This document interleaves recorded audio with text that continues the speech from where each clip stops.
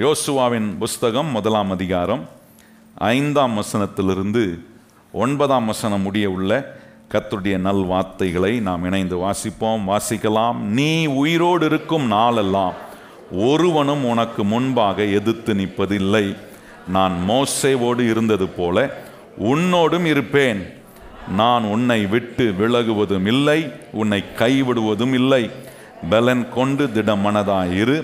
இந்த ஜனத்தின் பிதாக்களுக்கு நான் கொடுப்பேன் என்று ஆணையிட்ட தேசத்தை நீ அவர்களுக்கு பங்கிடுவாய்.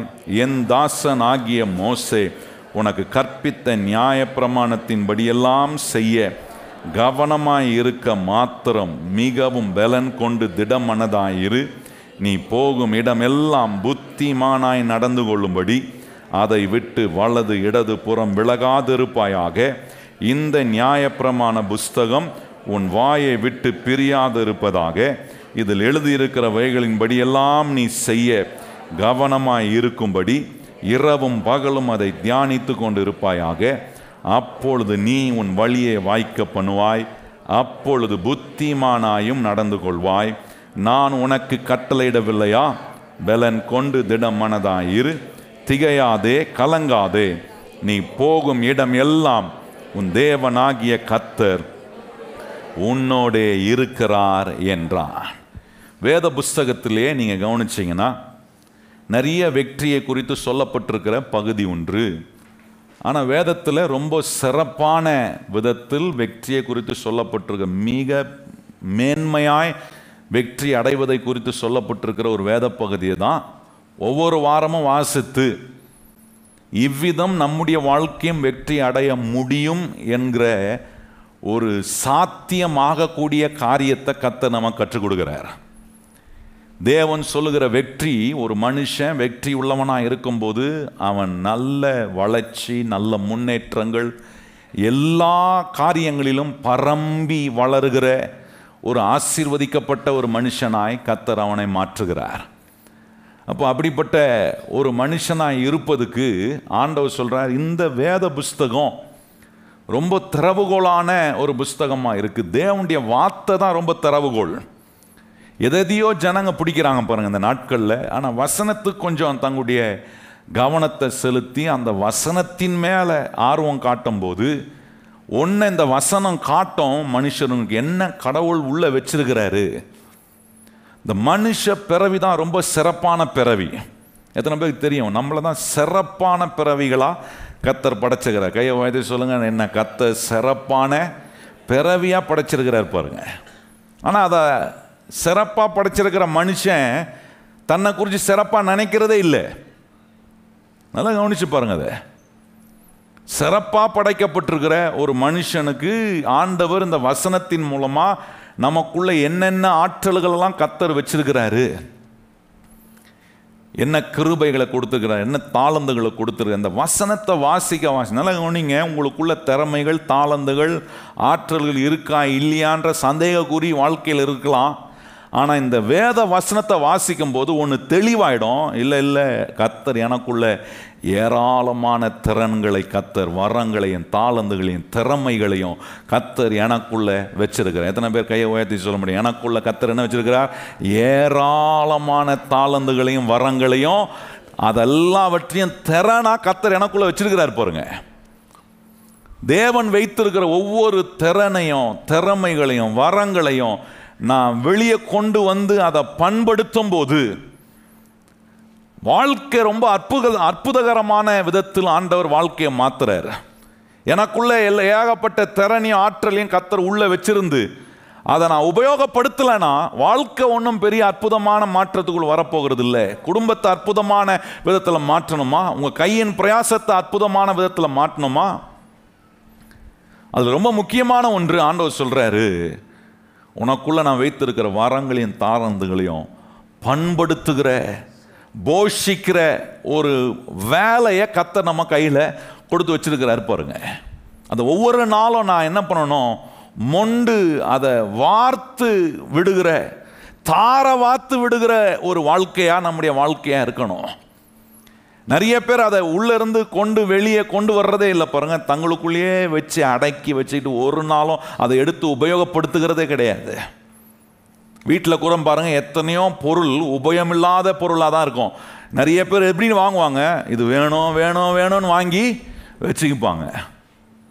அன்றைக்கி ஒரு ஐயா சொன்னார் பாருங்க, என் மனைவிக்கு நான் எப்போ கூட்டு போனாலும் ஒவ்வொரு முறையும் பாத்திர கடையில் போய் நிறுத்திடுவா பாஸ்டர். அந்த பாத்திர கடையில் நிறுத்திட்டு அந்த பாத்திர கடையில் ஒன்று வாங்காமல் வரமாட்டா, அந்த சட்டியை வாங்காமல் வரமாட்டா அப்படின்னாரு. அவர் கேட்பாராம், ஏமா போனவன தானே இன்னொரு சட்டியும் இருக்கட்டும், இன்னொரு சட்டியை. இது மாதிரி நிறைய காரியங்கள் வாழ்க்கையில், வீட்டுக்குள்ளே எத்தனை உபயோகம் இல்லாமல் இருக்கு பாருங்க. வீட்டுக்குள்ளே நிறைய காரியங்களை உபயோகம் இல்லாமல் வச்சிருப்பேன். வாங்கி வாங்கி சேர்த்து வச்சு வச்சு வச்சு பெண்களை பார்க்கும்போது ஞாபகம் வருது. என்ன ஞாபகம் வருதுன்னா, புடவையை வாங்கி வாங்கி சேர்த்து சேர்த்து வச்சு ஒரு நாளைக்கு எத்தனை புடவை தான் கட்டுறது? என்ன, எல்லா நல்ல புடவையும் பீரோக்குள்ள இருக்கும்.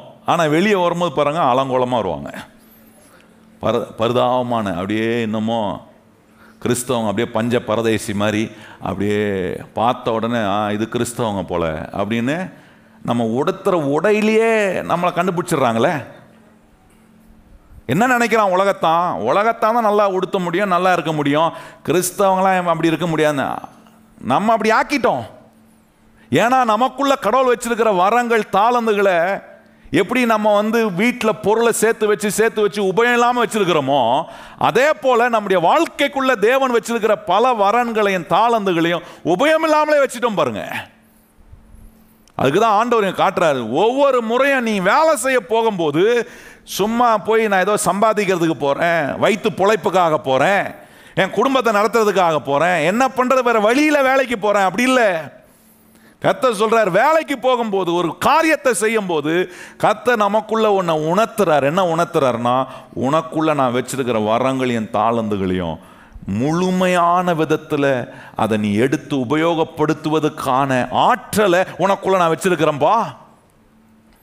ஒரு சின்ன வேலையா இருக்கலாங்க, அந்த சின்ன வேலையில கூட உங்க முழுமையான ஆற்றலை வெளிக்கொண்டு வரணும். அந்த முழுமையான ஆற்றலை வெளிக்கொண்டு வருவதற்கு கர்த்தர் என் கையில் கொடுத்துருக்கிற வேலையா பார்க்கக்கூடாது, அந்த வேலையை பண்படுத்துகிறதா நாம் பார்க்க ஆரம்பிக்கணும்.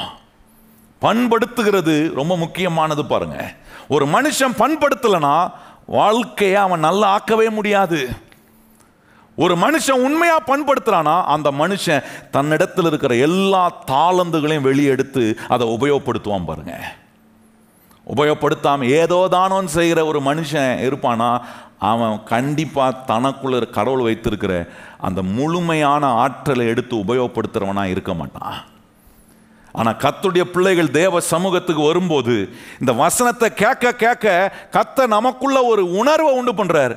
நான் முழுமையாக ஆற்றலை எடுத்து உபயோகப்படுத்தி இருக்கிறேன்னா, பண்ணலைன்னா கேட்குற வசனம் என்ன செய்ய வைக்குதுன்னா, அடுத்த முறை நான் போய் என் வேலையை செய்யும் போது நான் அறகுறையாக செய்யக்கூடாது, முழுமையான விதத்தில் கடவுள் எனக்குள்ள வைத்திருக்கிற ஆற்றல்கள்லாம் எடுத்து நான் உபயோகப்படுத்தணும். எப்படி உபயோகப்படுத்துறது, அதுதான் உங்களுக்கு காண்பித்து கொண்டு இருக்கிறேன். என்ன பண்படுத்தணும்? கர்த்தர் நமக்கு கொடுத்திருக்கிற ஆவி, ஆத்துமா, சரீரத்தை என்ன செய்ய வேண்டியதா இருக்கு? பண்படுத்தணுன்றதை காண்பித்தேன். போன வாரம் கவனிச்சோம், சரீரத்தை எப்படி பண்படுத்துறது, எப்படி ஆத்துமாவை நம்ம பண்படுத்த வேணும் அப்படின்றதையும் காண்பித்தேன். அதுதான் யோவான் சொல்றார், பிரியமானவனே, உன் ஆத்துமா வாழ்கிறது போல நீ எல்லாவற்றிலும் எப்படி இரு, வாழ்ந்து சுகமா. அப்ப ஆத்துமாவை பண்படுத்த வேண்டியது எவ்வளவு முக்கியமான காரியம். இன்னைக்கு பாருங்க, தேவன் மனுஷனுக்கு கொடுத்திருக்கிற மனுஷனுடைய ஆவியை பண்படுத்துவது எவ்வளவு அவசியமான ஒன்று. மனுஷனை 3 விதமாக கர்த்தர் படைச்சிருக்கிறார், ஆவி, ஆத்துமா, சரீரம். இந்த 3த்தையும் அவன் பண்படுத்தலைன்னா நான் சொல்கிறேன், அவனுக்குள்ள கடவுள் வச்சிருக்கிற ஆற்றல்களையும் தாளந்துகளையும் வரங்களையும் முழுமையான விதத்தில் அவன் எடுத்து உபயோகப்படுத்தலை. இன்னும் அந்த மனுஷன் ஏதோ தானந்தான் வாழ்க்கையை நடத்திட்டு இருக்கிறான், வாழ்க்கையை புரிந்து கொள்ளலை. எவ்வளோ அற்புதமான பிறவியாக கர்த்தர் நம்மளை படைச்சு வச்சிருக்கிறார் என்பதை விளங்காத ஒரு மனுஷன் வாழ்க்கையை நல்லா ஆக்குவதுக்கு உண்டான விதத்தில் பிரயாசம் செய்யலை. வேலையா தான் பார்க்குறேன், பொறுப்பை சும்மா கொடுத்துட்டாங்களே செஞ்சு ஆகணுமே அப்படி செய்கிறேன், கிடையாது. ஏதோ ஒருத்தர் எனக்கு கொடுத்ததுனால இதை நான் செய்யலை. இந்த பொறுப்பை கர்த்தர் என் கையில் கொடுத்துருக்கிறார். ஏன் கொடுத்துருக்கிறார்? என் பிள்ளை நான் பேசினா, என் வார்த்தைக்கு செவி கொடுத்து முழுமையான ஆற்றலை எடுத்து உபயோகப்படுத்தி பண்படுத்தி அந்த வேலையை, அந்த பொறுப்பை செய்வான் என்று கர்த்தர் நம்பிதான் நம்ம ஒவ்வொருவர் கையிலையும் கர்த்தர் பொறுப்புகளை கொடுக்கிறார். எத்தனை பேர் கையை உயர்த்தி ஆமென் சொல்கிறீர்கள்? அப்போ அப்படி கர்த்தர் நம்புகிற ஒரு மனுஷனாய் மனுஷியாய் நம்முடைய வாழ்க்கையை நடத்துவதுக்கு ரொம்ப முக்கியமானது நம்முடைய ஆவி, ஆத்துமா, சரீரத்தை பண்படுத்த வேண்டிய காரியங்கள் மேல் நாம் கவனம் செலுத்துவது ரொம்ப முக்கியம். பாருங்க, இன்னைக்கு இந்த ஆவியை எப்படி பண்படுத்துறது தான் நான் உங்களுக்கு சொல்ல விரும்புகிறேன். ஏன்னா இதை நம்ம அறிந்து கொள்ளணும். பாருங்க, இது நம்முடைய ஆவிக்குரிய வாழ்க்கைக்கு ரொம்ப முக்கியமான ஒன்று. நம்முடைய சரீரத்தை பண்படுத்த கற்றுக்கொள்கிறோம், நம்முடைய ஆத்துமாவை பண்படுத்த கற்றுக்கொள்கிறோம். நம்முடைய ஆவிக்குரிய காரியங்களோட சம்பந்தம் உள்ளதாக இருக்கிற இந்த தேவன் கொடுத்திருக்கிற இந்த மனுஷ ஆவி தேவனுடைய ஆவியோடு, தேவன் ஆவியா இருக்கிறார். அவர் எப்படி ஆவியா இருக்கிறாரோ நமக்குள்ளேயும் ஒரு ஆவியை வைத்து தான் கர்த்தர் உண்டாக்கியிருக்கார். அப்போ தேவ ஆவியும் ஏன் ஆவியும் இணைந்து வேலை செய்யும் போது அற்புதமான விளைவுகளையும் மாற்றங்களையும் கர்த்தர் நமக்குள்ள உண்டாக்க முடியும். அப்போ எப்படி நம்முடைய ஆவியை பண்படுத்துறது? அப்போ கவனிச்சு பாருங்க. முதலாவது, இந்த ஆவியை பண்படுத்துகிறதுக்கு சில காரியங்களை அடிப்படையாக நான் சொல்ல விரும்புகிறேன். அது ரொம்ப முக்கியமான ஒன்று. ஒரு மனுஷன் ஆண்டவராகிய இயேசு கிறிஸ்துவை சொந்த இரட்சகராக ஏற்றுக்கொள்ளும் போது இயேசு கிறிஸ்து ஒரு மனுஷனுடைய அந்த மனுஷ ஆவிக்குள்ள வந்து அவர் வாசம் பண்ணுகிறார். அவர் வாசம் பண்ணும்போது அந்த மனுஷனால தேவ பிரசன்னத்தை உணர முடியுது, தேவ சத்தத்தை கேட்க முடியுது, தேவனோடு இருக்கிற உறவை அவன் அனுபவிக்க முடியுது, தேவனோடு இருக்கிற ஐக்கியத்தை அவன் அனுபவிக்க முடியுது, தேவனுடைய கைடன்ஸ் அவன் பெறுகிறான், தேவனுடைய ஆலோசனைகள் அவனுக்கு கிடைக்கிறது, தேவனுடைய சகாயம், உதவி அவனுக்கு கிடைக்கிறது. அப்ப கவனிச்சு பாருங்க, இந்த ரட்சிப்பு எவ்வளவு பெரிய மேலான ஒரு அனுபவம். இயேசுவை உங்க வாழ்க்கையின் சொந்த இரட்சகராக நீங்க ஏற்றுக்கொள்ளும் போது உள்ள வந்து அவர் வாசம் பண்ணும்போது என்னெல்லாம் பண்றாருன்றத கொஞ்சம் யோசிச்சு பாருங்க. உறவே இல்லாத எனக்கு உறவை உண்டாக்குறாரு, ஐக்கியமே இல்லாத எனக்கு ஐக்கியத்தை ஏற்படுத்துறாரு, அறிவே இல்லாத எனக்கு அறிவை கொடுக்கிறாரு, வெளிச்சமே இல்லாத எனக்கு வெளிச்சத்தை கொடுக்கிறாரு. மனுஷன் பாவம் செஞ்ச போது நீங்க யோசிச்சு பாருங்க, இதெல்லாம் தான் இழந்தாங்க. கடவுள் செய்ய வேண்டாம் என்று சொன்னதை மீறி ஒரு மனுஷன் தன்னுடைய சுய ஆசையை நிறைவேற்ற அவன் செய்த போது ஆதாம் ஏவாள் என்கிற முதல் மனிதர்கள், முதல் குடும்பம் கர்த்தர் வேண்டாம் என்று சொன்னதை வேண்டும் என்று சொல்லி பிடிவாதமாய் செய்ததினால் மனுஷனுடைய பிடிவாதம் அவனுடைய விழுகை. நல்ல கவனிங்கள், பாவம் என்பது என்ன? பிடிவாதம். நான் செய்வேன், செய்யக்கூடாதுன்னா நான் செய்வேன், அது ஒரு பிடிவாதம். அந்த பிடிவாதம் என்ன பண்ணுதுன்னா மனுஷனை தேவ ஞானத்தை விட்டு பிரிக்குது, தேவ வெளிச்சத்தை விட்டு பிரிக்குது, தேவனுடைய ஆலோசனையை விட்டு பிரிக்குது, தேவனுடைய ஆசீர்வாதத்தை விட்டு பிரிக்குது, தேவனுடைய மகிழ்ச்சியை விட்டு பிரிக்குது, தேவ சமாதானம் இல்லை, வாழ்க்கை இருண்டு போயிருக்கிற ஒரு நிலை உண்டாகிறது. ரட்சிப்பு ஒன்று பண்ணுது, இப்போ தேவனை வாழ்க்கையில் டிஸ்கவர் பண்ணுறேன், கண்டுபிடிக்கிறேன், ஒரு வெளிச்சம் என்னுடைய ஆவிக்குள்ள உண்டாகுது. எத்தனை பேருக்கு அப்படி வெளிச்சம் உண்டாயிருக்கா? கர்த்தர் உங்கள் ஆவிக்குள்ள ஒரு வெளிச்சத்தை உண்டாக்கி இருக்கிறாரா? இந்த வெளிச்சம் வந்துருச்சுன்னா தேவனை குறித்து கேட்கறது எனக்கு ஆர்வமாக இருக்கும். செக் பண்ணணும், வெளிச்சமாக இருக்கா? வெளிச்சம் கொஞ்சம் மங்கி இருந்தால் கூட நீங்கள் தேவ சமூகத்துக்குள்ளே வந்து உட்கார்ந்து தேவன் உங்கள் ஆவியை பண்படுத்துவதற்கான சத்திய வசனங்களை கொடுக்கும்போது உங்களுடைய ஆவி என்ன ஆகனா, சோர்ந்து போயிருக்கலாம், ஒரு மாதிரி இருண்டு போயிருக்கலாம், மறுபடியும் பிரகாசமாகுது, மறுபடியும் என்லைட்மெண்ட். இதை டிஸ்கவர் பண்றீங்க பாருங்க, அதுதான் புது வாழ்க்கை. ஒரு பிராண்ட் நியூ ஃபியூச்சரை கர்த்தர் உங்களுக்கு உண்டு பண்றாரு. இந்த ரட்சிப்பு என்ன பண்ணுது? இந்த தேவன் உங்க ஆவிக்குள்ள வந்து உங்க ஆவியை அவர் வெளிச்சம் உள்ளதை ஆக்கும் போது அவர் மறுபடியும் நீங்க தேவனோடு ஒரு உறவு, தேவனோடு உள்ள ஐக்கியம், தேவ ஞானம், தேவ பிரசனத்தை உணர்றேன், தேவனுடைய சத்தத்தை நான் கேட்கிறேன், தேவன் என் கூட இருக்கிறார். என்ன உலகமே எனக்கு எதிர்த்து நின்றாலும் எனக்கு ஒன்று தெரியும், கர்த்தர் என் கூட தான் அவர் இருக்கிறார். எத்தனை பேருக்கு அப்படிப்பட்ட உணர்வு வந்திருக்கா? எத்தனை பேர் என்னை எதிர்த்து நின்றாலும் என் பட்சத்தில் கர்த்தர் இருக்கிறார். எத்தனை பேர் கையை உயர்த்தி சொல்ல முடியும், என் பட்சத்தில் கர்த்தர்? இதுதான் இந்த ஆவிக்குள்ள வந்து ஆண்டவர் வாசம் பண்ணும்போது இப்படிப்பட்ட தைரியம்லாம் வருது பாருங்க. ஒரு பிராண்ட் நியூ ஃபியூச்சர் அப்படின்னா ஒரு ஒரு ஒரு ஒரு நியூ பாசிபிலிட்டியை கர்த்தர் உண்டு பண்றார். பக்கத்துல பார்த்து சொல்லுங்க, ஒரு புதிய சாத்தியக்குரிய கர்த்தர் உண்டு பண்றார். பக்கத்துல பார்த்து என்ன உண்டு பண்றாரு? New possibility. என்ன மாதிரி ஒரு அற்புதமான காரியம்! தேவன் உங்க ஆவிக்குள்ள வரும், உங்க ஆவியை நீங்க பண்படுத்துவதற்கு கர்த்தருக்கு இடம் கொடுப்பீங்கன்னா ஒவ்வொரு முறையும் உங்களுக்கு ஒன்றை காட்டுவார். there is a new possibility in your life. உங்க வாழ்க்கையில் ஒரு புதிய சாத்தியமாக்கக்கூடிய காரியங்களை கர்த்தர். எத்தனை பேர் நம்புறீங்க கர்த்தர் அதை செய்ய முடியுமா? இந்த வசனத்தை கேட்க கேட்க எனக்கு ஒரு நம்பிக்கை வருது. முடியாதில்லை, என்னை பலப்படுத்துகிறவரால் எல்லாவற்றையும் செய்ய எனக்கு. தேவனால கூடாதது ஒன்றுமே இல்லை. ஆண்டவரால் செய்ய முடியாது ஏதாவது இருக்கா? அப்படிப்பட்ட நம்பிக்கைக்குள்ள வரம் பாருங்க. அப்ப கவனிச்சு பாருங்க, ஒரு பிராண்ட் நியூ ஃபியூச்சர், ஒரு நம்பிக்கை வருது. கர்த்தர் என் வாழ்க்கையில எனக்கு வைத்திருக்கிற லக்கை நான் நோக்கி பிரயாணம் செய்ய, அதை நான் அடைவதற்கு வேண்டிய எல்லா ஆற்றல்களையும் கிருபைகளையும் வரன்களையும் தாளந்துகளையும் நான் எடுத்து நான் உபயோகப்படுத்தும் போது எனக்கு ஒரு அற்புதமான காரியம் தெரியுது. நிச்சயமா கர்த்தர் என்னை கொண்டு என்ன செய்யணும்னு நினைக்கிறாரோ அதை செய்வதற்கான சகல பலனையும் கர்த்தர் எனக்கு கொடுக்கிறாரு. அதாங்க ரட்சிப்பு. இந்த ரட்சிப்பின் மூலமா இயேசு கிறிஸ்து நம்முடைய மனுஷ ஆவிக்குள்ள வாசம் பண்றாரு பாருங்க.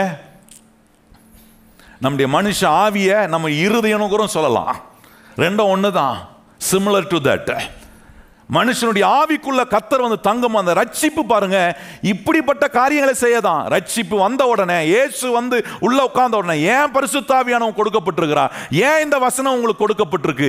ஏன் வாக்குத்தத்தங்களை கொடுக்கிறார்? ஏன் இப்படி உட்கார்ந்து நான் வசனத்தை கேட்கணும்? இப்படி கேட்க கேட்க எனக்கு ஒன்று புரியுது, எனக்குள்ள ஒருத்தர் இருக்கிறாருன்றத ஆண்டவர் காட்டுறார். எத்தனை பேருக்குள்ள தெரியுது எனக்குள்ள இயேசு கிறிஸ்து வாசம் பண்ணுகிறார்? கையை வச்சு சொல்லுங்க, எனக்குள்ள யார் இருக்கிறா? வாசம் பண்றாரா?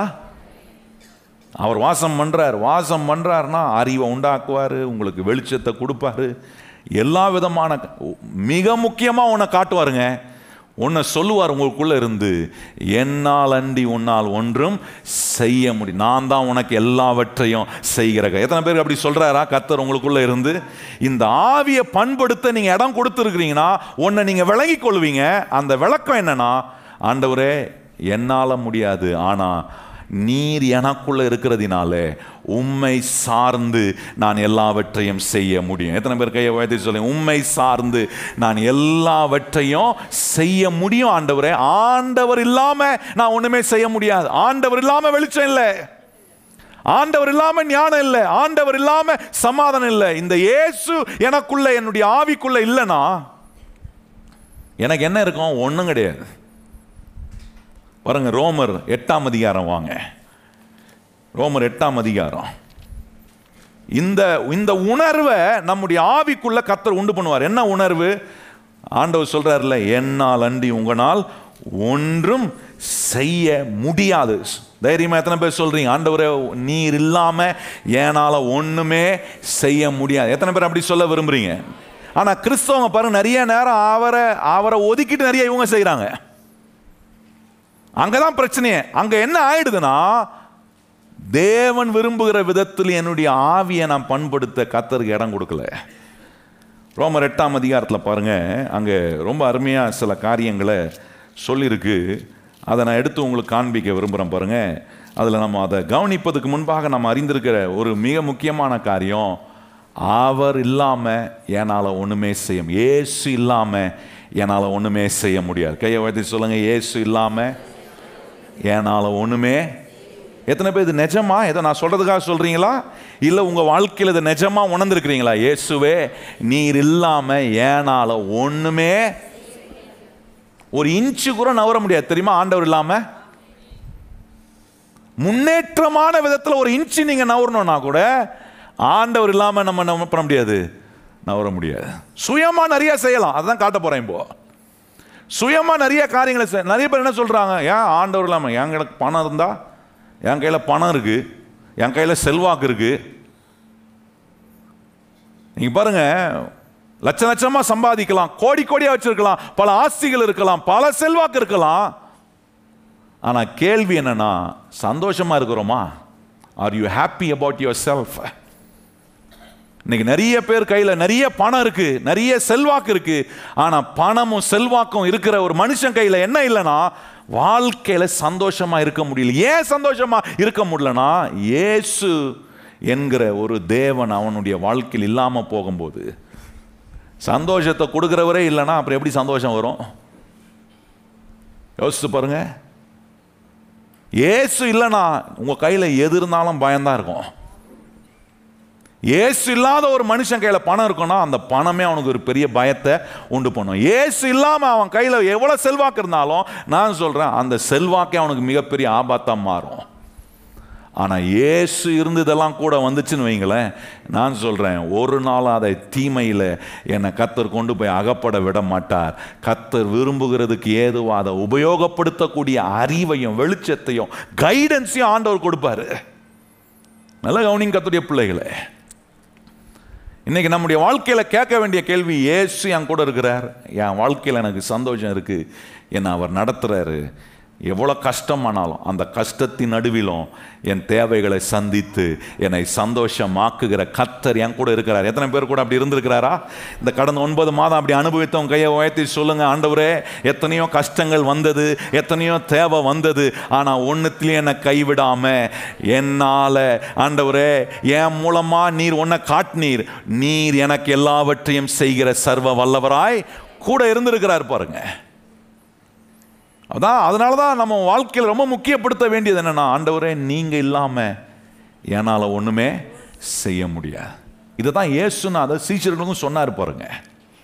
இன்னைக்கு நமக்கும் சொல்றாரு, ஏன்னா நம்ம அவருடைய சீஷர்களாக இருக்கிறோம் பாருங்க. நமக்கு சொல்றாரு, உங்க ஆவியை பண்படுத்துகிறதுல ரொம்ப முக்கியமான அறிந்திருக்க வேண்டிய ஒன்று, ஆண்டவரே என்னால் ஒன்றும் முடியாது, என் ஆவி ஆண்டவரே உம்மால நடத்தப்படணும். அப்படி நடத்தப்படுகிற ஒரு வாழ்க்கையாக இருக்கும்னா நான் சொல்கிறேன் நிச்சயமாக நீங்கள் நல்ல வெற்றியை அனுபவிக்க கர்த்தர் உதவி செய்ய. ரோமர் 8ஆம் அதிகாரம் பாருங்கள், 5ஆம் வசனத்திலிருந்து சில வசனங்களை நான் வாசிக்கும்படி விரும்புகிறேன். 5ஆம் வசனம் வாசிப்போமா? அன்றியும் மாம்சத்தின்படி நடக்கிறவர்கள் மாம்சத்துக்குரியவைகளை சிந்திக்கிறார்கள், ஆவியின்படி நடக்கிறவர்கள் ஆவிக்குரியவைகளை, ரொம்ப சிம்பிளாக சொல்கிறேன், மாம்சத்தின்படி நடக்கிறவர்கள் மாம்ச சிந்தை உள்ளவர்களாக இருக்கிறார்கள், ஆவியின்படி நடக்கிறவர்கள் எந்த சிந்தை உள்ளவர்களாக இருக்கிறார்கள்? ஆவிக்குரிய சிந்தை உள்ளவர்களாக இருக்கிறார்கள். அடுத்த வசனம் பாருங்க, மாம்ச சிந்தை மரணம், ஆவியின் சிந்தையோ ஜீவனோ சமாதானமா. எப்படி என்றால், மாம்ச சிந்தை தேவனுக்கு விரோதமான பகை, அது தேவனுடைய நியாயப்பிரமாணத்துக்கு கீழ்ப்படியாமலும் கீழ்ப்படிய கூடாமலும் இருக்கிறது. மாம்சத்துக்கு உட்பட்டவர்கள் தேவனுக்கு பிரியமாய் இருக்க மாட்டார்கள். நல்லா கவனிங்க, அங்கே சொல்ற வார்த்தையை கவனிச்சு பாருங்க. 2 காரியத்தை பொருட்படுத்துறாரு. என்ன பொருட்படுத்துறாருன்னா, மாம்ச சிந்தை ஆவிக்குரிய சிந்தை. இப்ப நல்லா கவனிக்கணும், இந்த மாம்ச சிந்தை என்னத்தை உண்டு பண்ணுதுன்னா அது மரணத்தை உண்டு பண்ணுது. மரணம்னா ஃபெயிலியர். வாழ்க்கையில் எல்லா விதமான தோல்விகள் மனுஷனுடைய வாழ்க்கையில் உண்டாவதுக்கு காரணம் என்னன்னா, அவன் எப்பொழுதுமே இந்த ஆவிக்குரிய சிந்தைக்கு இடம் கொடுக்க, இந்த ஆவிக்குரிய காரியத்தை தேவன் எனக்கு கொடுத்திருக்கிற இந்த மனுஷ ஆவியை பண்படுத்தக்கூடிய ஆவிக்குரிய சிந்தனையை உள்ள அனுப்ப மாட்டேன். அதை அனுப்பாத போது இந்த மாம்ச சிந்தை மாத்திரம் ஓங்கி இருக்கும் போது என்ன நடக்குதுன்னா, அந்த மாம்ச சிந்தை வேதம் சொல்லுது தேவனுக்கு விரோதமான பகையா இருக்கு. மாம்ச சிந்தை மரணத்தை உண்டு பண்ணுதான். நல்லா கவனிச்சு பாருங்க. ஃபெயிலியர், மரணம் போது நீங்க அந்த வார்த்தையை வேற மாதிரி யோசிக்க கூடாது. தோல்வி அது உண்டு பண்ணுது.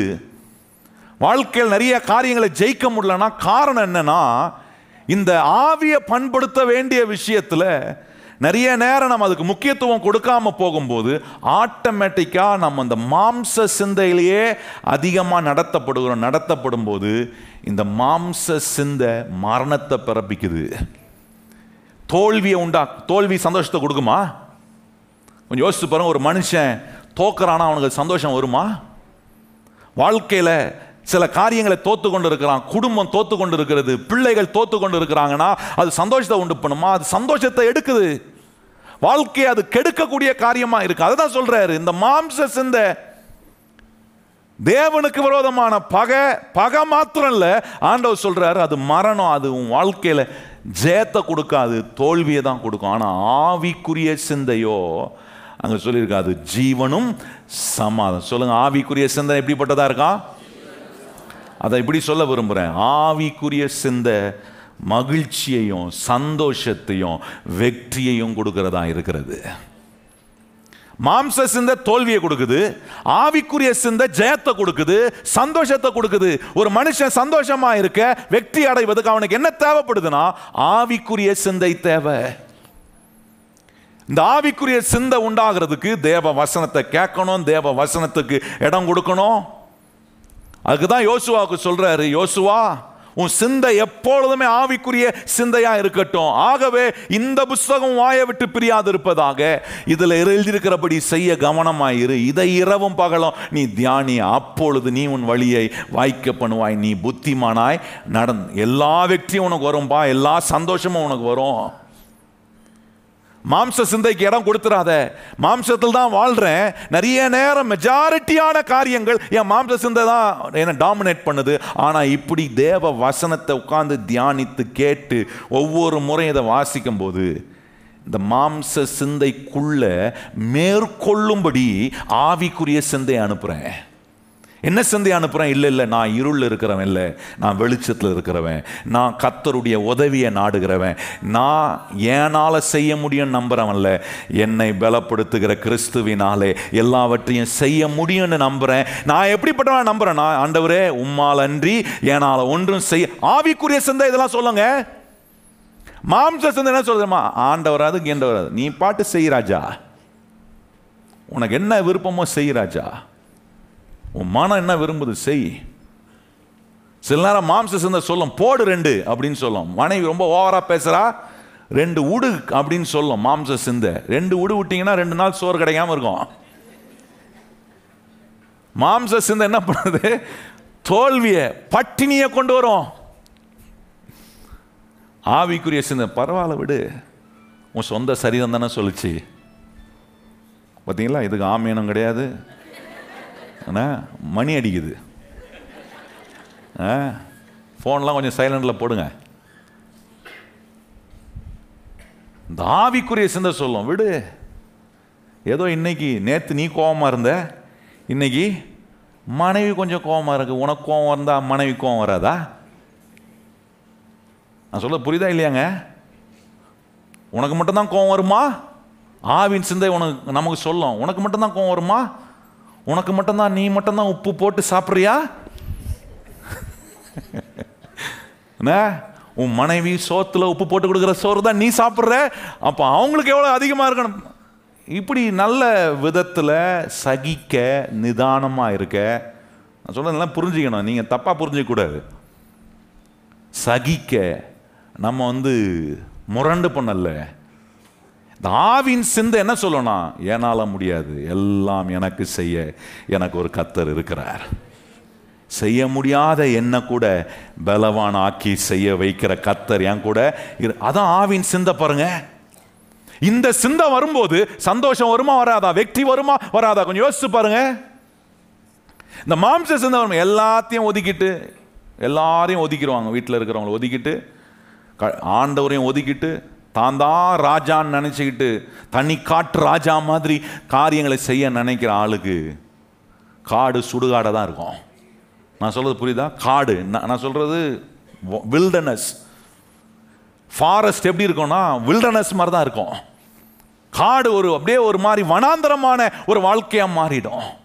ஆனால் இந்த ஆவிக்குரிய சிந்தையோ ஜீவனையும் சமாதானம். சொல்லுங்க வாயத்திறந்த, ஆவிக்குரிய சிந்தை சந்தோஷத்தையும் வெற்றியையும் கொடுக்கும். கையை வச்சு சொல்லுங்க, ஆவிக்குரிய சிந்தை என்ன கொடுக்குது? சந்தோஷத்தையும். இந்த ஆவியை பண்படுத்துறதுனால ஒவ்வொரு நாளும் சந்தோஷம் வருங்க, ஒவ்வொரு நாளும் வெற்றிக்கு நேராக கர்த்தர் நம்மளை நடத்த முடியும். பாருங்க, இன்னொரு காரியங்களை இதுக்கு ஒப்பிட்டு சில காரியங்களை நான் காண்பிக்க விரும்புகிறேன். ஏன் இப்படி நடத்தப்படணும் அப்படின்றதுல நம்ம கொஞ்சம் கவனமாக இருக்க வேண்டியது ஏன் இவ்வளோ அவசியம்னா, அங்கே பாருங்க 1 கொரிந்தியர் 2ஆம் அதிகாரத்தில் 7ஆம் வசனத்தில் ஆண்டவர் எப்படி சொல்கிறாரு பாருங்க. ஏன் இந்த ஆவிக்குரிய சிந்தை உனக்கு வரணும், ஏன் இந்த ஆவிக்குரிய சிந்தையை நம்முடைய ஆவிக்குள்ள பண்படுத்தணும் அப்படின்னா, 1 கொரிந்தியர் 2:7 வாசிப்போமா? எல்லாரும் இணைந்து வாசிப்போம். உலக தோற்றத்துக்கு முன்னே தேவன் நம்முடைய மகிமைக்காக, நல்லா வாசிக்கணும், அதை திருப்பி வாசிப்போம். உலக தோற்றத்துக்கு முன்னே தேவன் நம்முடைய மகிமைக்காக ஏற்படுத்தினதும் மறைக்கப்பட்டதுமாய் இருந்த ரகசியமான தேவ ஞானத்தையே. நல்லா 2 வார்த்தைங்க ரொம்ப முக்கியம். என்ன வார்த்தைனா மறைக்கப்பட்ட ஞானம், வெளிப்படுத்தப்படுகிற, நம்முடைய மகிமைக்காக வெளிப்படுத்தப்படுகிற மகிமை. இந்த 2 வார்த்தை ரொம்ப முக்கியமான வார்த்தை பாருங்க. உலக தோற்றத்துக்கு முன்னாகவே தேவனுடைய மறைக்கப்பட்டிருக்கிற தேவனுடைய ஞானம், நம்முடைய மகிமைக்காக ஆண்டவர் அதை வெளிப்படுத்துற, நம்மளை மகிமைப்படுத்துவதற்காக தேவன் தம்முடைய அனாதி தீர்மானத்தில், ஆண்டவருடைய அளவற்ற ஞானத்தில், பரிசுத்தரின் அறிவில் ஆண்டவர் உலக தோற்றத்துக்கு முன்னாடி நம்மளை குறிச்செல்லாம் பிளான் பண்ணி வச்சிருக்கிறார் பாருங்க. அதனால தான் இங்கே நம்ம ரொம்ப விசேஷமாக கவனிக்க வேண்டிய ஒன்று, என்ன மகிமைப்படுத்த எனக்கு ஒரு தேவன் அக்கறை உள்ளவராக இருக்கிறார். கையை உயர்த்தி சொல்லுங்க, என்ன மகிமைப்படுத்த என்னுடைய ஆண்டவர் அக்கறை உள்ளவரா. அதனால தான் ஆண்டவர் சொல்றார், ஆவிக்குரிய சிந்தையை சார்ந்துக்கோ, மாம்ச சிந்தையை சாராத. ஏன்னா உன்னை குறித்து எல்லா திட்டங்களையும் நான் வச்சிருக்கிறேன். கொஞ்சம் யோசித்து பாருங்க. ஒரு உலக பெற்றோரை எடுத்துக்கங்களேன். ஒரு உலக பெற்றோரே தங்க பிள்ளைங்களுக்கு, தங்க குடும்பத்துக்காக திட்டமிடுறாங்களா? அவங்க பாருங்க, முன் ஆயத்தம் பண்றாங்க. they have a forethought about their family, their children. ஏன்னா பிள்ளைக்கு இதை செய்யணும், அதை செய்யணும், குடும்பத்துக்கு இதை செய்யணும், அதை செய்யணும் அப்படின்னு நாளைக்கு நடக்க வேண்டிய காரியங்களை குறித்து இன்னைக்கே உட்காந்து யோசித்து ஒரு பெற்றோர் செய்கிறாங்களே. ஏங்க இவ்வளோ இன்னைக்கு சில காரியங்கள்லாம் நான் கேள்விப்பட்ட போது ஆச்சரியமாக இருந்துச்சு. இன்னும் குழந்தையே பிறக்கலை, இப்போதான் கன்சீவ் ஆகிருக்கிறாங்க, இன்னும் 10 மாதத்தில் குழந்தை பிறக்க போகுது. ஆனால் குழந்தை பிறக்கிறதுக்கு முன்னாடியே போய் ஸ்கூலில் அட்மிஷனை புக் பண்ணுறாங்களாம். எப்படி இருக்கு பாருங்க. சில ஸ்கூல்லாம் போய் 1 வருஷத்துக்கு முன்னாடி அட்மிஷனை புக் பண்ணி பிளாக் பண்ணுறாங்க. அப்போ எவ்வளோ அட்வான்ஸாக ஒரு பெற்றோர் தங்களுடைய பிள்ளைகளுடைய நலனுக்காக யோசிக்கிறாங்கன்றதை கொஞ்சம் யோசித்து பாருங்க. ஒரு பெற்றோர் தன்னுடைய பிள்ளைக்காக எதையும் தியாகம் பண்ண அவங்க ஆயத்தமாக இருக்கிறாங்களே. நான் கேட்குறேன், ஒரு உலக பெற்றோரை இவ்வளோ முன் ஆயத்தங்களை செய்ய, அந்த முன் யோசனையோட காரியங்களை செய்யக்கூடியவங்களா இருப்பாங்க. நான் கேட்குறேன், நம்முடைய ஆண்டவர் என்ன நம்ம எல்லாரையோடையும் குறைஞ்சவரா? கொஞ்சம் குறைஞ்சவர், நம்ம பரலோக தாப்பேன் குறைஞ்சவரா?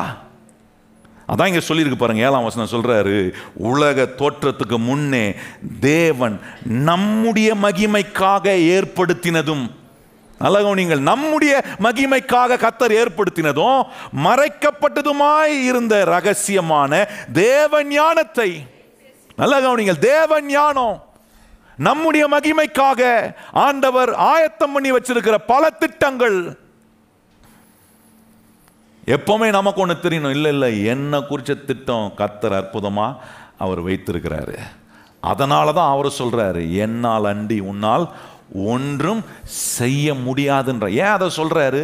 ஏன்னா அவர் எனக்காக, என்னுடைய மகிமைக்காக ஏற்படுத்தி வச்சிருக்கிற காரியங்களை அவருடைய ஞானத்தினால அதை நான் அறிந்து கொள்ளணும். அவர் தம்முடைய ஞானத்தினால் திட்டமிட்டு இருக்கிற காரியங்களை நான் அறிந்து கொள்வதற்கு நான் இப்போ ஒன்று செய்ய வேண்டியதா இருக்கு. மாம்ச சிந்தையா இருக்கிற நான் இப்போ ஆவியின் சிந்தைக்குள்ள நடத்தப்படணும். நல்ல கவனிங்கத்துடைய பிள்ளைகளை, நான் சொல்கிறேன், இன்னைக்கு நீங்கள் உங்கள் பிள்ளைகளுக்கோ உங்கள் குடும்பத்துக்கோ உங்களுக்கோ நீங்கள் என்ன தி பெஸ்ட்டு செய்யணும்னு நீங்கள் நினச்சா கூட, நான் சொல்கிறேன், அந்த பெஸ்ட்டு தேவன் நம்ம கொடுக்குற பெஸ்ட்டுக்கு இணையாகவே முடியாது. எத்தனை பேர் கையை உயர்த்தி ஆமேன்னு சொல்கிறீங்க? அதனால தான் என்ன செய்யணும்னா, நம்முடைய பிள்ளைங்களை, நம்முடைய குடும்பத்தை யாருக்கிட்ட கொண்டு போய் அறிமுகப்படுத்தணும்னா, நமக்காக உலக தோற்றத்துக்கு முன்னாகவே நம்முடைய மகிமைக்காக ஏற்படுத்தி இருக்கிறாரு, ஆயத்தம் பண்ணியிருக்கிறாரு, அந்த தேவனிடத்துல போய் நம்மளை இணைத்து கொள்வதற்கான காரியங்களை செய்ய கற்றுக் கொடுக்கணும். பிள்ளைகளுக்கு ஆண்டவர் அறிமுகப்படுத்தணும், குடும்பத்துக்கு ஆண்டவர் அறிமுகப்படுத்தணும், உங்க வாழ்க்கையில ஆண்டவரை நீங்க நன்றாய் அறிந்து கொண்டிருக்கணும். அப்பதான் ஆவிக்குரிய சிந்தை உண்டாகும். இன்னைக்கு பாருங்க, பிள்ளைக்கு எல்லாத்தையும் வாங்கி கொடுக்குறாங்க. நான் கேட்குறேன், உங்கள் பிள்ளைக்கு ஒரு பைபிளை வாங்கி கொடுத்துருக்கீங்களா? பிள்ளையா வளர்ந்தாமன் என்னைக்காவது வந்து கேட்டு எனக்கு ஒரு பைபிளை வாங்கி கொடுங்கப்பா அப்படின்னு கேட்டால் தான் வாங்கி கொடுக்குறோம். பிறந்த உடனே பிள்ளைக்கு என்னென்னமோ வாங்கிட்டு போகிறாங்களே. பிறக்கிற குழந்தைக்கு என்ன துணி வாங்கிட்டு போகிறாங்க. ஏன்னா பிள்ளை வந்து நிர்வாணமாக வந்திருக்கு, துணியை போட்டு என்ன பண்ணுறோம், நிர்வாணத்தை மூடுறோம். நான் கேட்குறேன், என்னைக்காவது பிறந்த குழந்தைக்கு ஒரு பைபிள் வாங்கி கொடுத்துருக்கீங்க? துணியோட சேர்த்து ஒரு பைபிளோட சேர்த்து தான் ஒரு துணி. முதல்ல பைபிளை முக்கியப்படுத்தணும். இந்த தேவ வார்த்தையை வாங்கி கொடுத்து பிள்ளைகளுக்கு இயேசுவை அறிமுகப்படுத்துறோமா? உங்க குடும்பத்துக்கு அறிமுகப்படுத்துறீங்களா? நல்ல கவனிங்க கர்த்தருடைய பிள்ளைகளே.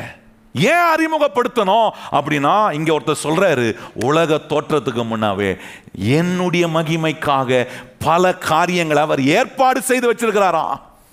எப்படி செய்து வச்சிருக்கிறாரு? உலக ஞானத்தில் இல்ல, தேவ ஞானத்தில் அதை கர்த்தர் எனக்காக திட்டமிட்டிருக்கிறாரு.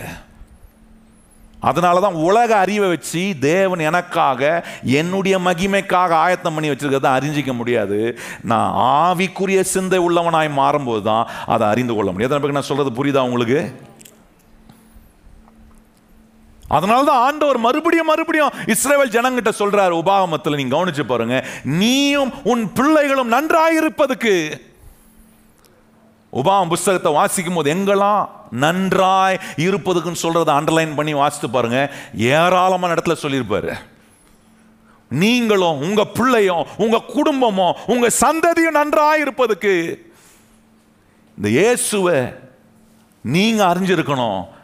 இந்த இயேசு உங்க பிள்ளைகள் அறிந்திருக்கணும், உங்க குடும்பம் அறிந்திருக்கணும். அதற்கான முயற்சிகளை நீங்க எடுக்கணும். அதுதாங்க பிரம்மாண்டமான எதிர்காலத்தை உங்க பிள்ளைக்கு நீங்க கொடுக்குறீங்க. சில பெற்றோர் பிரம்மாண்டமான எதிர்காலத்தை கொடுக்கிறேன், எல்லா தியாகத்தையும் பண்ணி இயேசுவை கொடுத்துருக்கீங்களா? இயேசுவை காட்டிலும் ஒரு பெரிய பிரம்மாண்டமான எதிர்காலம் வேற ஒண்ணுமே கிடையாதுங்க. நல்ல கவனிங்க கர்த்தருடைய பிள்ளைகளே. அவனா அறிஞ்சிப்பான், அது அறிஞ்சிக்கிட்டோம். அவன் அறிஞ்சு கொள்வதற்காக நீங்க என்ன முயற்சி எடுத்தீங்க? குடும்பத்தில் இருக்கிற உங்க பிள்ளைகள் அறிந்து கொள்வதற்காக என்ன முயற்சி? அவன் என்னென்ன கேட்கறானோ வாங்கி கொடுக்குறீங்களே. எவ்வளோ காஸ்ட்லியாக இருந்தாலும் கேட்டதை வாங்கி கொடுக்குறாங்க பெற்றோர். இன்னைக்கு பாருங்க, ஆச்சரியமாக சின்ன பிள்ளை கேட்குறான். அவன் என்ன கேட்குறான்? கேட்குறான் முருக மரத்தில் ஏறுற மாதிரி கேட்குறான். கேட்டவன் என்ன கேட்குறான்? 1 லட்ச ரூபாய் ஃபோன் கேட்குறான். ஆப்பிள் ஃபோன் வாங்கி கொடுப்பான்னு கேட்குறான். சில பெற்றோர் தங்க கிடத்துல இல்லைனா கூட எதையோ பண்ணி அந்த புள்ள கேட்டான ஒரு ஆப்பிள் ஃபோனை வாங்கி கொடுக்குறது. நல்லா கவனிங்க. பிள்ளைக்கு முதல்ல பைபிளை வாங்கி கொடுத்துருக்கீங்களா? இங்கே இருக்கிற பெற்றோரை பார்த்து நான் கேட்குறேன், உங்கள் பிள்ளைக்கு இன்னும் பைபிள் வாங்கி கொடுத்துருக்கீங்களா? என்ன சொல்கிறோம்? ஃப்ரீயாக கிடைக்கும் பாரு, எங்கண்ணா போய் கேட்டு பைபிளை வாங்கி கொடுங்க. கர்த்தரை உங்கள் பிள்ளைங்களுக்கு கொடுங்க. உங்கள் சந்ததிக்கு யாரை அறிமுகப்படுத்துங்க? கர்த்தரை அறிமுகப்படுத்துங்க. நான் சொல்கிறேன், நீங்கள் அவங்கள குறித்து நினைக்கிற எதிர்காலத்தை காட்டிலும் கர்த்தரை அறிமுகப்படுத்துறீங்கன்னா ஆண்டவர் கிரியேட் பண்ணுவார் அற்புதமான எதிர்காலத்தை நம்முடைய பிள்ளைகளுக்கு. ஏன்னா இங்கே வேதம் சொல்லுகிறது, நம்முடைய மகிமைக்காக அவர் ஏற்கனவே ஏற்பாடு பண்ணி வச்சிருக்கிறாராம். நம்முடைய வாழ்க்கைக்கான திட்டங்களை ஆண்டவர் தம்முடைய ஞானத்தினால அவர் திட்டமிட்டு வச்சிருக்கிறார். அந்த ஞானத்தை நான் அறிந்து கொள்றதுக்கு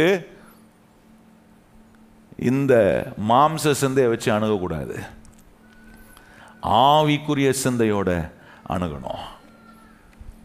நல்ல கவனிங்கள். இன்னைக்கு இருக்கிற தலைமுறையில், இன்னைக்கு இருக்கிற பெற்றோருக்கு இருக்கிற பெரிய சவால், உங்கள் அடுத்த தலைமுறையை நன்றாய் இருப்பதுக்கான இந்த கடவுளோட நீங்கள் அவங்கள அறிமுகப்படுத்தியிருக்கீங்களா?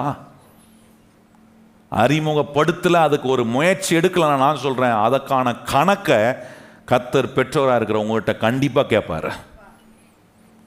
அதுதான் ஆண்டவர் இஸ்ரவேல் மக்களுக்கு சொல்றாரு, நீயும் உன் பிள்ளைகளும் நன்றாயிருப்பதுக்கு என்னுடைய கற்பனைகளை, என்னுடைய வார்த்தையை ஆண்டவர் சொல்றாரு. இப்போ பாருங்க, நீங்கள் பிள்ளைகளுக்காக நிறைய சேமிப்பு வச்சுருக்கலாம், பிள்ளைகளுக்காக பல காரியங்களை செய்யலாம், உங்கள் குடும்பத்துக்காக பல காரியங்கள், அதெல்லாம் செய்யுங்க, அதெல்லாம் இல்லைன்னு சொல்ல, அதான் தப்புன்னு சொல்ல, அதையும் ஆண்டவர் செய்ய சொல்லியிருக்கிறாரு. ஆனால் நான் கேட்குறேன், அதை காட்டிலும் மேலான பிரம்மாண்டமான ஒரு எதிர்காலத்தை கொடுக்குற இயேசுவை அவர்களுக்கு சொல்லியிருக்கீங்களா?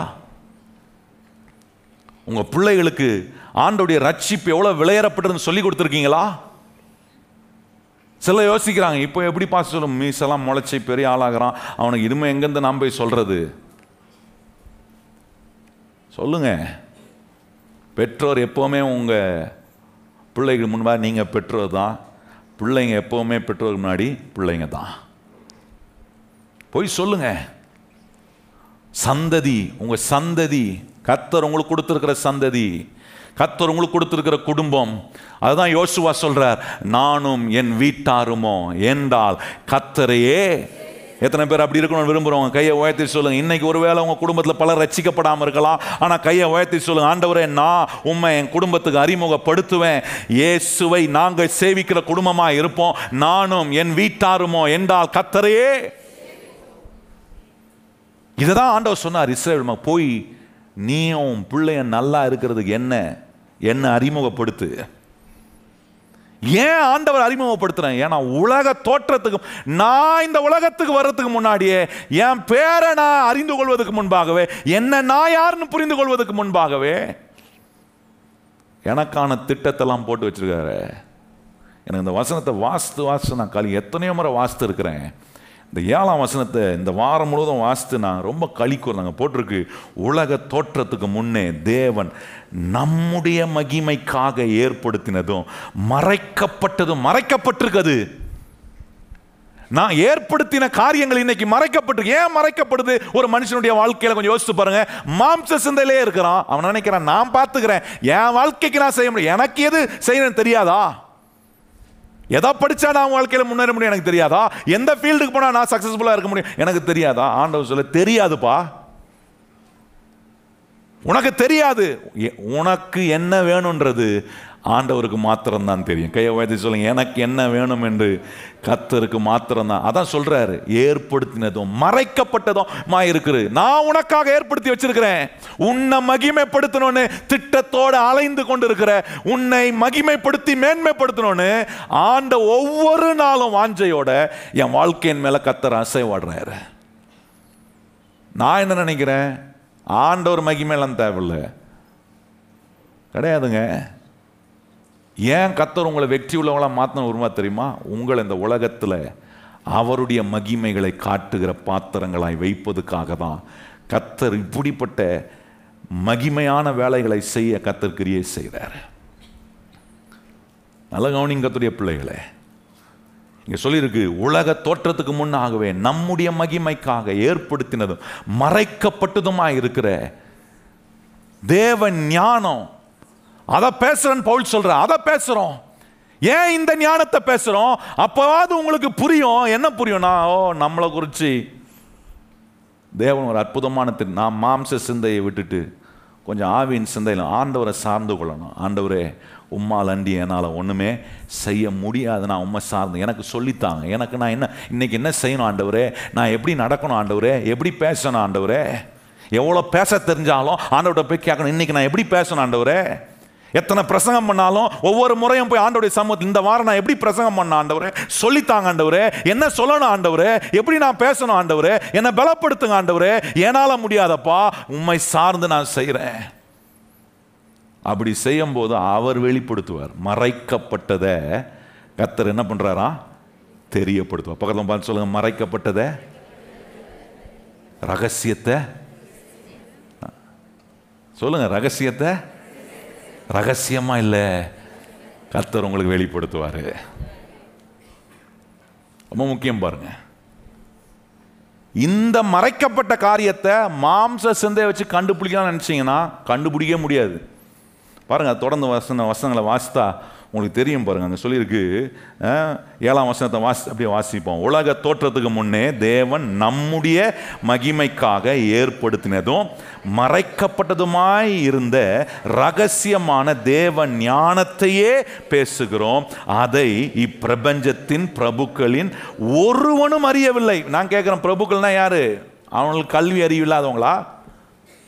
என்ன அறிஞ்சிக்கணுமோ கூப்பிட்டு, அவங்களுக்கு தெரிலனா கூட படித்தவங்க கிட்ட மூலமாக பல காரியங்களை அறிஞ்சிக்கலாம். வாய்ஸ் பீப்புள் அங்கே தான் சொல்லியிருக்காங்க. பாருங்க, அதை இப்பிரபஞ்சத்தின் பிரபுக்களில் ஒருவனும் அறியவில்லை, அறிந்தவர்கள் ஆனால் மகிமையின் கர்த்தரை அவர்கள் சிலுவையில் அறைய மாட்டார்களே. 9ஆம் வசனம் பாருங்க, சொல்றாரு, எழுதியிருக்கிறபடி தேவன் தம்மில் அன்பு கூறுகிறவர்களுக்கு ஆயத்தம் பண்ணினவைகளை கண் காணவும் இல்லை, காது கேட்கவும் இல்லை, அவைகள் மனுஷனுடைய இருதயத்தில். நல்ல கவனி, என்ன சொல்றாரு? இந்த மாம்ச அறிவை வச்சு, மாம்ச சிந்தையை வச்சு பார்க்கணும்னா ஆண்டவர் சொல்ற, கண்ணுக்கு தெரியாது, காதுக்கு கேட்காது, மனதுக்குள்ள இருதயத்துக்குள்ள அது கண்டுபிடிக்கவே முடியாது. ஆனா ஆவியின் சிந்தை வந்துச்சுன்னா கண்டுபிடிச்சலான்றார். நல்லா கவனிங்க, அடுத்த வசனம் பாருங்க. சொல்றாரு, இப்போ ஆவியின் சிந்தை உனக்கு வந்துச்சுன்னா, பரிசுத்த ஆவியான உனக்குள்ள இருக்கிறார், இந்த தேவ வசனம் உனக்கு உதவி செய்யும். ஆவியானவர் தம்முடைய அளவற்ற ஞானத்தினால இந்த வசனத்தின் மூலமா இப்படி போதிக்கிறார் பாருங்க. இப்படி வியாக்கியானம் கொடுக்கிற இந்த நேரத்தில் ஆவியானவர் என்ன பண்றாரு? நம்முடைய ஆவிக்குள்ள பண்படுத்துகிற வேலையை செய்யும் போது அங்க சொல்லியிருக்கு, 10ஆம் வசனம் சொல்லியிருக்கு, நமக்கோ தேவன் அவைகளை தமது ஆவினாலே வெளிப்படுத்தினார்.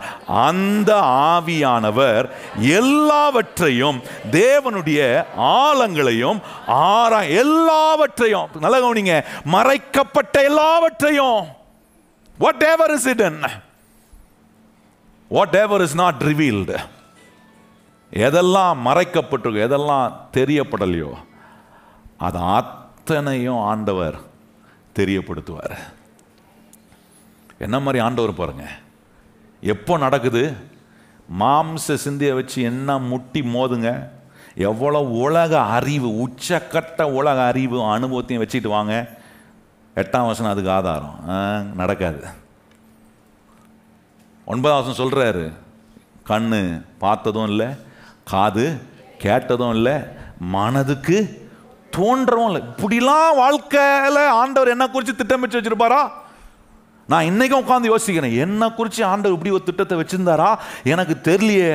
ஆனால் என்னைக்கு ஆவியானவர் எனக்குள்ள வந்தாரோ, ஆண்டவர் சொல்லிட்டாரு, எனக்குள்ள ஆவியானவர் என்னைக்கும் வந்த, எத்தனையோ ஆண்டுகளுக்கு முன்னாடி வந்துட்டாருங்க.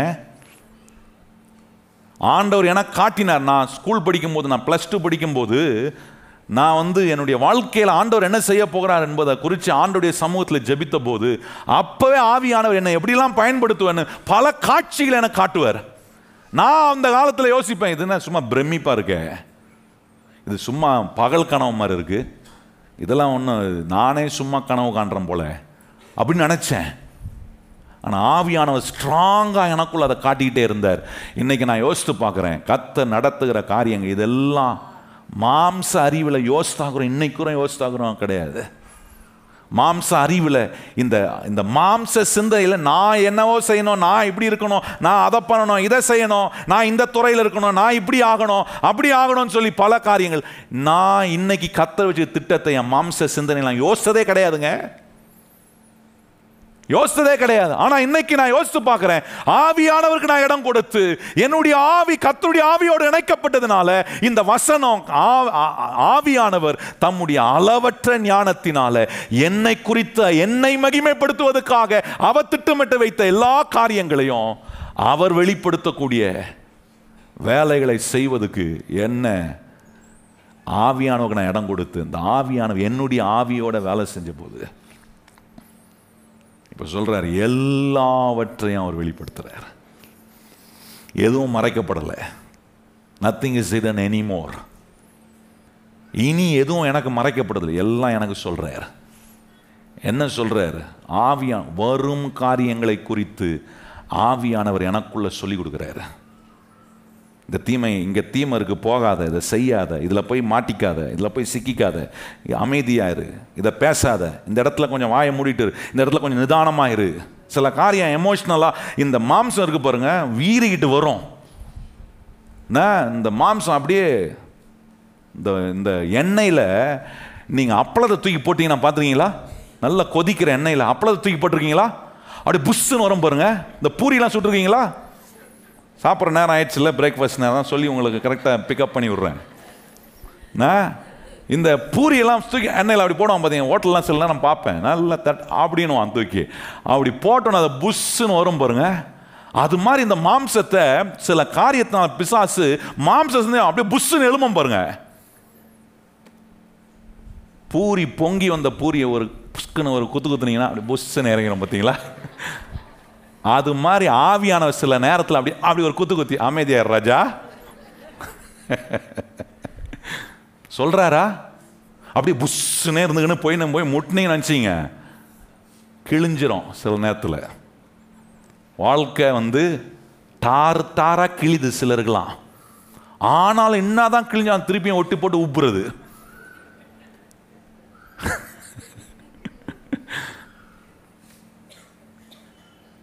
மாம்ச சிந்தை மரணம், மாம்ச சிந்தை தேவனுக்கு விரோதமான பகை.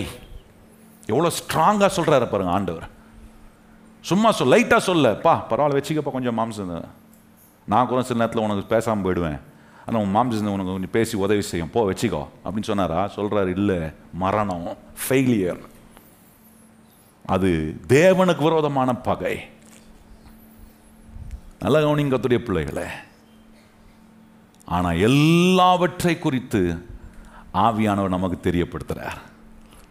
என்னுடைய ஆவியை பண்படுத்த ஆரம்பிச்சேன். நான் சொல்கிறேன், ஒன்று மாத்திரம் ஆவியானவர் எனக்குள்ள இருந்து செய்ய உணர வைப்பார். என்னன்னா, ஆண்டவரே நீர் இல்லாமல் என்னால் ஒன்றுமே செய்ய முடியாது.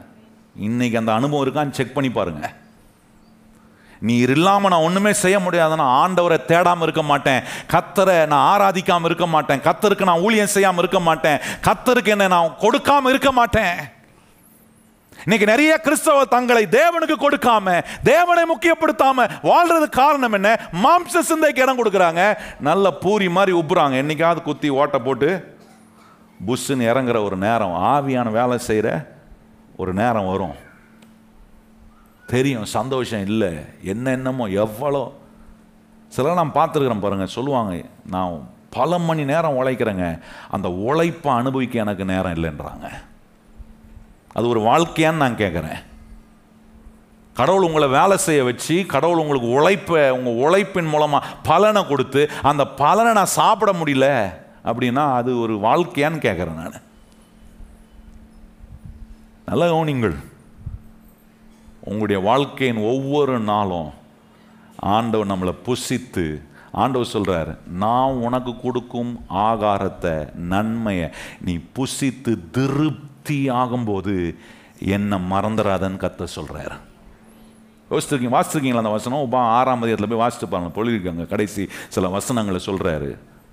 நீ கட்டாத வீடுகளை பட்டணத்தில், ஏன்னா வீடுகளை உனக்கு கொடுப்பேன், நிறைய ஆஸ்திகளை கொடுப்பேன், நிறைய செல்வங்களை உனக்கு கொடுப்பேன், எல்லாத்தையும் கொடுத்து உன்னை நன்றாய் சாப்பிட்டு திருப்தியாக வைப்பேன்.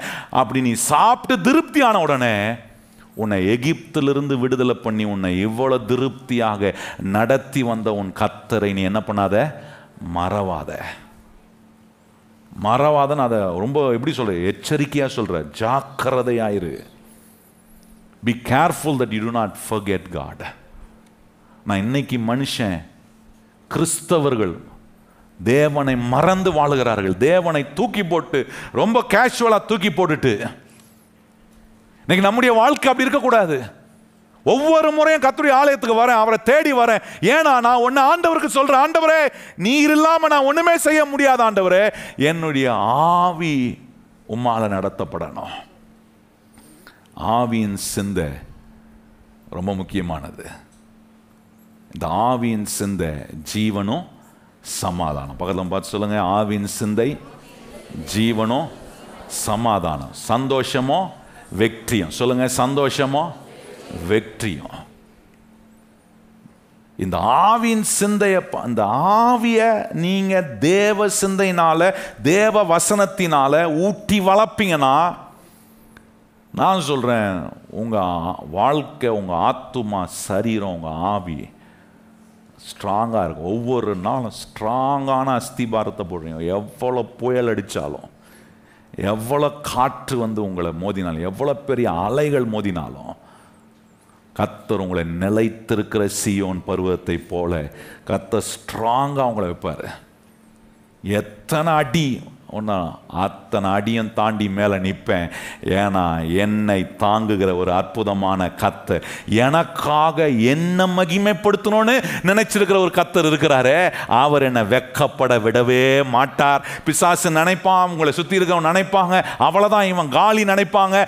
ஆனால் அது நடுவில் தான் கர்த்தர் உன்னை செய்வார். இல்லை, நான் உன்னை மகிமைப்படுத்துகிற கர்த்தராக இருக்கிறேன் என்பதை நம்மளை மகிமைப்படுத்தி காட்டுவார்.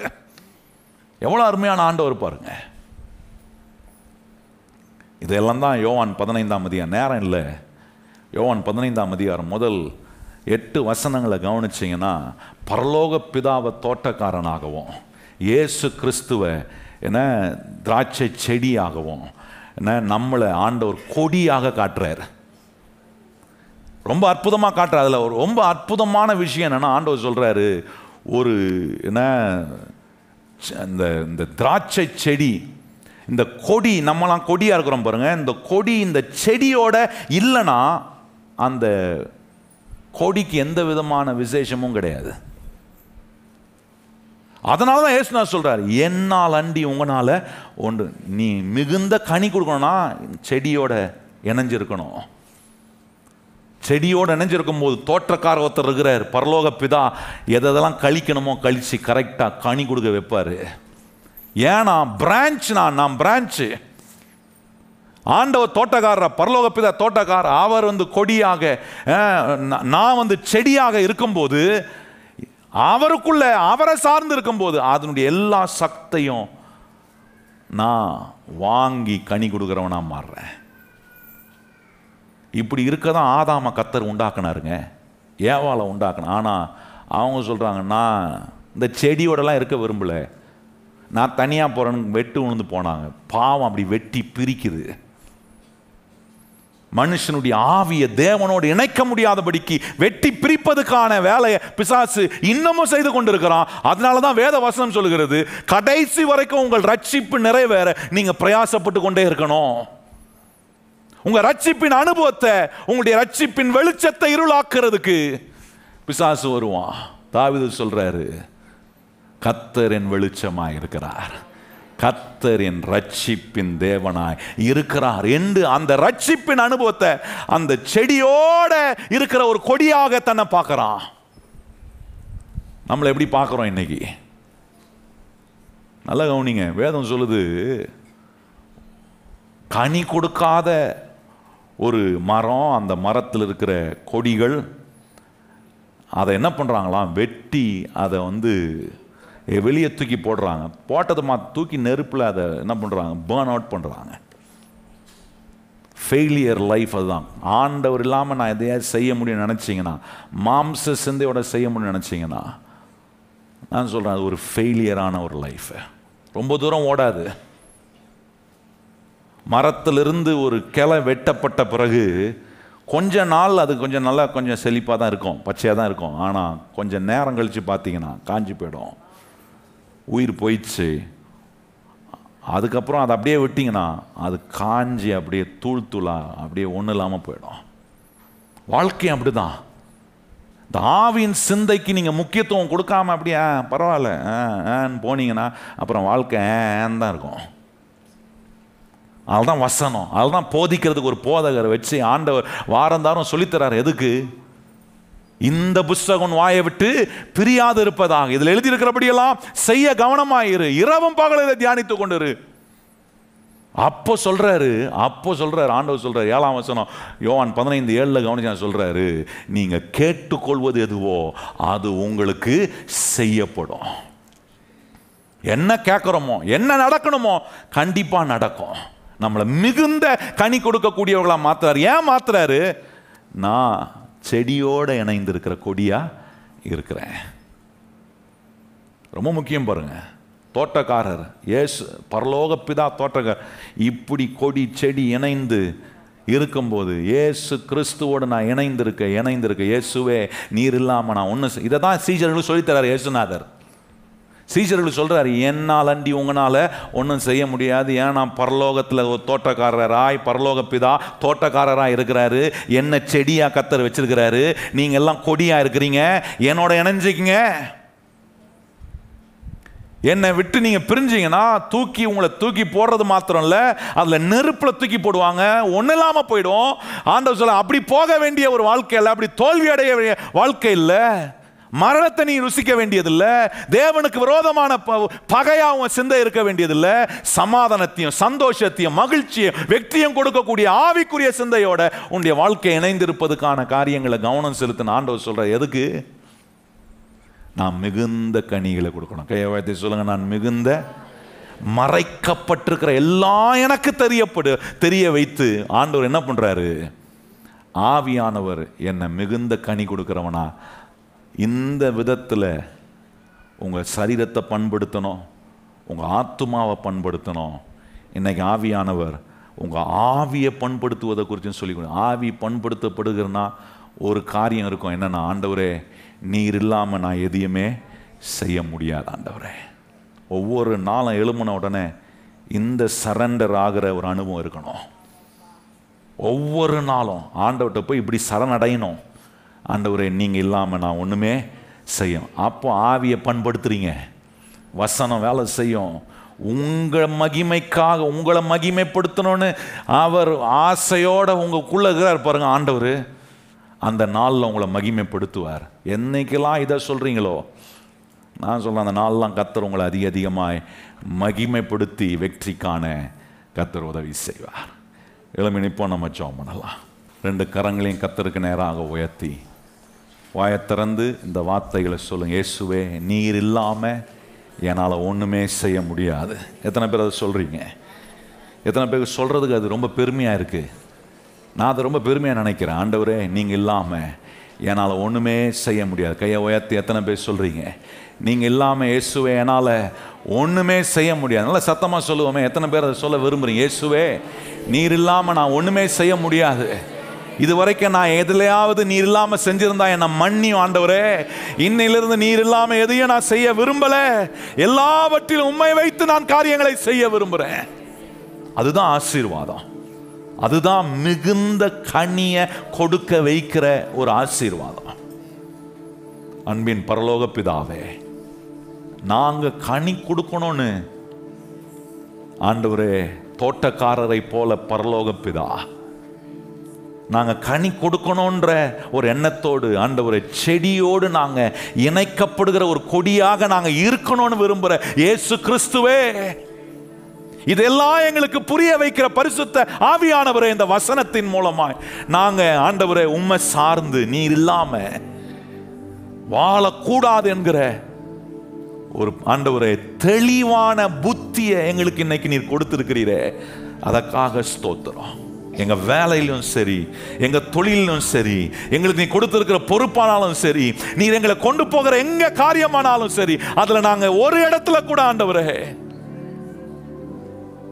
ஏனால முடியும் நிற்கக்கூடாது. ஆண்டவரே நீங்க இல்லாமல் நாங்கள் ஒன்றுமே செய்ய முடியாது. ஆனால் நீங்க எங்களோடு இருந்து எங்களை பலப்படுத்தும் போது செய்ய முடியாத காரியம் ஒண்ணுமே கிடையாது. ஆண்டவரே எல்லாவற்றையும் செய்ய வைக்கிற தேவனுடைய பலன் எங்களுக்கு உண்டாகிறதுக்காக ஸ்தோத்திரம், ஸ்தோத்திரம் ஆண்டவரே, ஸ்தோத்திரம். அந்த மெய்யான பலனை நாங்கள் அனுபவிக்க இன்னைக்கு கேட்ட சத்திய வசனங்கள் எல்லாம் அப்படிப்பட்ட அற்புதமான விளைவுகளை உண்டாகட்டும். உலக தோற்றத்துக்கு முன்னாகவே எங்களுடைய மகிமைக்காக நீர் ஏற்படுத்தினதும் மறைக்கப்பட்டதுமாய் இருக்கிற தேவ ஞானத்தை நாங்க பிரசங்கிக்கிறோம். பவுல் சொல்றாரு, உம்முடைய ஞானம் இன்றைக்கு இந்த காலைவேளையில் எங்க மத்தியில் வெளிப்பட்டிருக்கிறதுக்காக ஸ்தோத்திரம். எங்க மாம்ச அறிவை வச்சு நாங்க பார்க்க முடியாது, ஆனா அவைகளை தேவன் தம்முடைய ஆவியினாலே நமக்கு வெளிப்படுத்தி இருக்கிறார். ஆவியானவர் இந்த காலை வேளையில இந்த பிளஸிங்ஸ் என்ற சபைக்குள்ள வந்திருக்கிற ஒவ்வொரு விசுவாசிக்கும் இந்த வசனத்தின் மூலமா வெளிப்படுத்தி இருக்கிறார். நம்முடைய ஆவியை பண்படுத்த கேட்ட இந்த வசனங்கள் எல்லாம் தொடர்ந்து நமக்குள் வேலை செய்யட்டும். தொடர்ந்து அற்புதமான விளைவுகளை இந்த மாதம் நாங்கள் காண கிருபை செய்யும். கையை உயர்த்தி சொல்லுங்க, ஆண்டவரே நான் கை வைக்கிற எல்லாவற்றிலும் இந்த மாதம் மிகுந்த கனி உள்ள ஒரு மாதமாக இருக்க போகிறதுக்காக எத்தனை பேர் விசுவாசமாய் கையை உயர்த்தி வாய்களை திறந்து ஸ்தோத்திரம் பண்ணுங்க. ஆண்டவரே நான் கை வைக்க போகிற எல்லாவற்றிலும் மிகுந்த கனி, ஆண்டவரே 1 2 இல்லை, மிகுந்த கனி சொல்லுங்க. வாயை திறந்து ஆண்டவரே மிகுந்த கனிகளை கொடுக்க போகிறதுக்காக ஸ்தோத்திரம். பெரிய காரியங்களை செய்யும். உடைய பிள்ளைகள் படைக்கிற காணிக்கை தசம பாகம் எல்லாவற்றையும் ஏற்றுக்கொள்ளும். நிறைவான கர்த்தருடைய ஆசீர்வாதத்தினால் அவர்களை திருப்தியாக்கி சுகமாய் ஆரோக்கியமாய் எங்களை தொடர்ந்து வழி நடத்தும். எல்லா கன மகிமை துதி உமக்கே தருகிறோம். ஏற்றுக்கொள்ளும் மகிமை அடையும் இயேசு கிறிஸ்துவின் அன்புள்ள நாமத்தில் வேண்டி ஜெபம் செய்கிறோம் எங்கள் பரிசுத்தமுள்ள நல்ல பிதாவே, ஆமென். இப்பொழுது நம்முடைய கர்த்தராகிய இயேசு கிறிஸ்துவினுடைய கிருபையும் பிதாவாகிய தேவனுடைய அன்பும் பரிசுத்த ஆவியானவருடைய அந்யோன்ய ஐக்கியமும் இன்றும் என்றும் சதா காலங்களும் நம் அனைவருடன் நிலைத்திருப்பதாக.